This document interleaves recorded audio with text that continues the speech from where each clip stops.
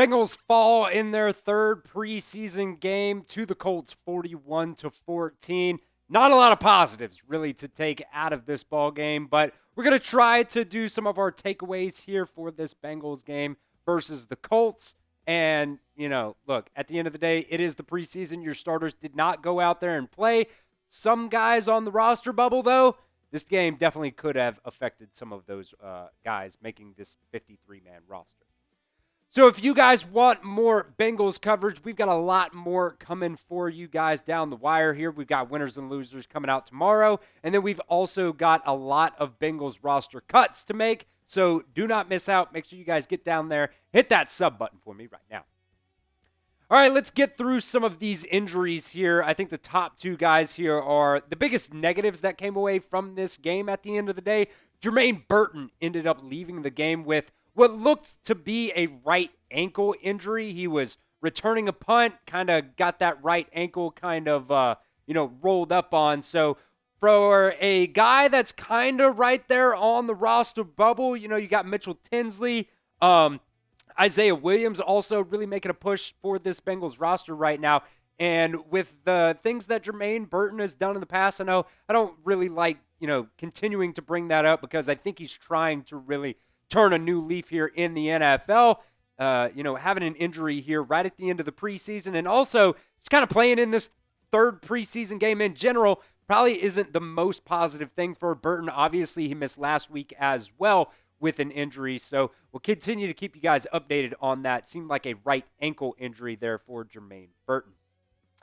Daijhan Anthony also left the game early on in this one. Would seem like kind of a right leg injury. Don't know if it was really a hamstring or, something going on with his knee. He was kind of rubbing that right leg and then, went into the injury tent and then later walked kind of gingerly back to the locker room. Didn't see him at all for the remainder of this game either. Another guy who's kind of right there in that safety room. Is he going to make this roster? Is he not? I kind of tend to feel like he is going to make this roster, but another key injury there for the Bengals. Not necessarily with those starters at that safety spot, but very, very valuable backup there at that safety position for the Bengals, and also a special teams guy as well. And then later on in the game, really late in the fourth quarter, Caleb Etienne also went down with what looked to be a left ankle injury. That's kind of what they were working on for him there. It's really unfortunate for him. He did get a lot of reps in this game, but I do think he's kind of on the outside looking in on to make this Bengals 53-man roster right now. Really does suck that he ends up going down with an injury later in the game. All right, some takeaways from this game against the Colts. Like I said, it is the third preseason game. You're not going out there playing any of your starters, and even some of the second-team guys weren't even out there. There's a lot of third- and fourth-string players in this game today. It was just an absolute brutal watch from beginning to end for the Bengals today. They were 1 for 10 on third downs in this game, and the one third down opportunity that they did pick up was too little too late at the very, very end of the game when Payton Thorne was in there.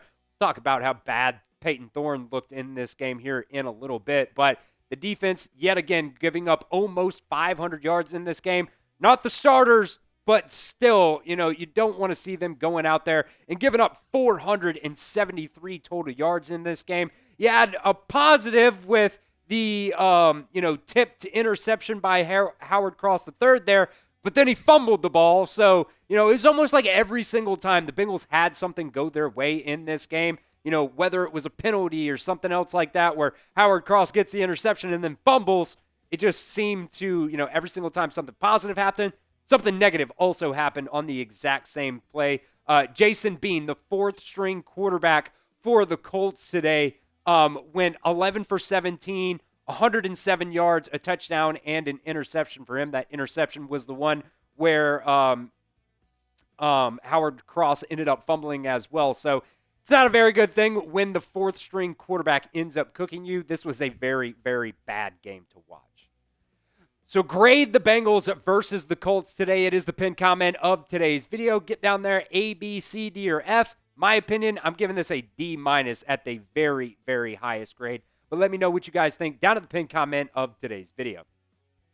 All right, my second takeaway of this ball game today, McKinnley Jackson was actually out there playing very late in this game. And for a guy that, you spent a top 100 pick on, I thought that Eagles game a couple of weeks ago, I thought he played really well in that game. But usually when guys are playing late in the third preseason game, that's usually not a very good sign for him. I don't know if it's, if he's in the doghouse with his coaching staff right now. He did have 5 tackles in this game, but normally when you're going out there and playing late in the third preseason game of the year, that's not a very good sign for making this Bengals team. I think he's going to make this Bengals team, but, when you have other guys out there as well that are making plays, Howard Cross has kind of been making plays for the Bengals all preseason long. I kind of tend to think Howard Cross might have made more plays in preseason during these games anyways than McKinnley Jackson has. So,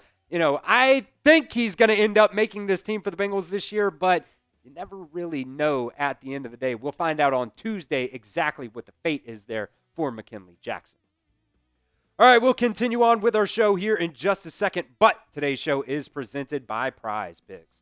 Preseason football is underway and college football is also back, so don't miss any of the action this season on Prize Picks. You guys can use Prize Picks for a bunch of different types of sporting events, whether it's professional football, baseball, basketball, college sports, MMA, and so much more. Prize Picks is a ton of fun, and if you guys know ball, you can win real money all season long on Prize Picks. If you guys see these NFL max discounts, make sure you get those in to your Prize Picks lineups as well. Dak Prescott only needs a half passing yard in the first game of the season. We also cooked this up for our power play this week.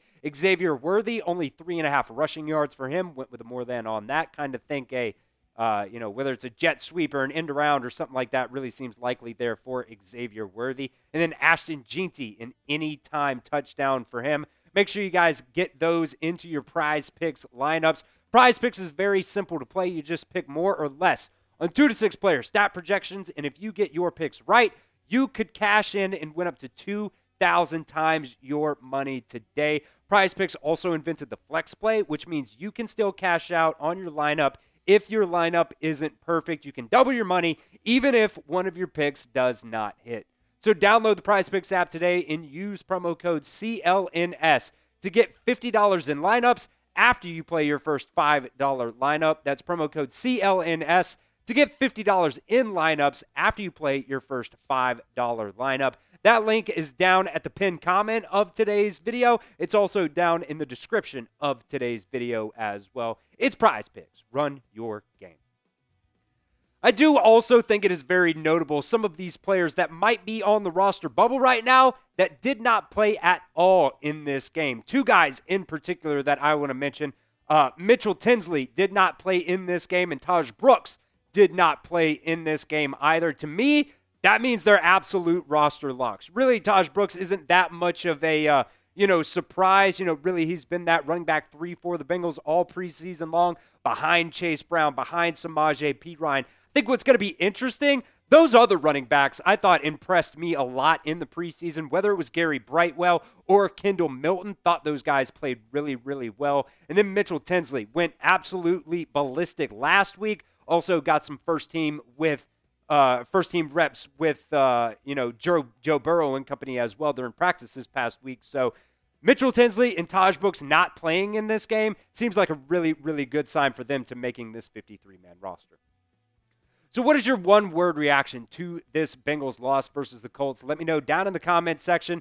Ugly, brutal, meh, maybe who cares, but no spaces in there at the end of the day. Let me know what you guys think down in the comment section and be creative as well. What's your one-word reaction to this loss versus the Colts? My takeaway number 4 today, and this one might be the most obvious one, I think. Payton Thorne is worse than Desmond Ridder for sure. Desmond Ridder went out there, and I didn't think he had a very good game at all from beginning to end. He was only 8 of 20 in this game, also threw a pretty brutal interception as well. Only 75 yards for him and no touchdowns. He's probably going to be your 3rd quarterback on this roster here, but I would not be very, very, confident in him if something, knock on wood, were to happen to Joe Burrow, and then maybe knock on wood, hopefully nothing happens to Jake Browning either, because these two guys, Desmond Ridder and Payton Thorne, did not look very good at all in the preseason. Payton Thorne, this was his first opportunity getting snaps in the preseason. So, there's definitely not a quarterback two battle whatsoever between Desmond Ridder and Jake Browning. Payton Thorne was even worse than Desmond Ridder was today. I don't have a lot of confidence in anything after Jake Browning in this quarterback room right now. Takeaway number 5, we are on to week 1. The preseason is finally over. We don't have to be forced to, go and watch these just brutal, brutal games where, only the starters are playing in the first quarter. And then, after that, you're just watching, third and fourth stringers at the end of the day. One thing I want to say about this, though, I understand it was the, second and third team and fourth team defense out there again today, but man, you gave up almost 500 yards of defense again today. If you go out there and you let Joe Flacco cook you in the first game of the season, it's not going to look very, very good for the Bengals on the defensive side of the ball this year. I understand you have to go out there. You have to get Trey Hendrickson back on the field. You have to get Geno Stone back on the field, B.J. Hill as well. But at this point, preseason's over. We're looking past it. We're not going to get too mad about what happened in this game today. We are on to week 1 versus the Cleveland Browns. All right, it is roster cut down time at this point as well, so do not miss out. Make sure you guys are subscribed right here to the channel. We'll have winners and losers for you guys tomorrow. Some guys I think might be kind of on the bubble. Some guys I think really might be on the outside looking in. So do not miss out. Make sure you guys are subscribed. That 53-man roster has to be in by 4 p.m. on Tuesday. So we will keep you guys updated on any of these Bengals cuts coming down the wire. So don't miss out. Hit that sub button for me right now.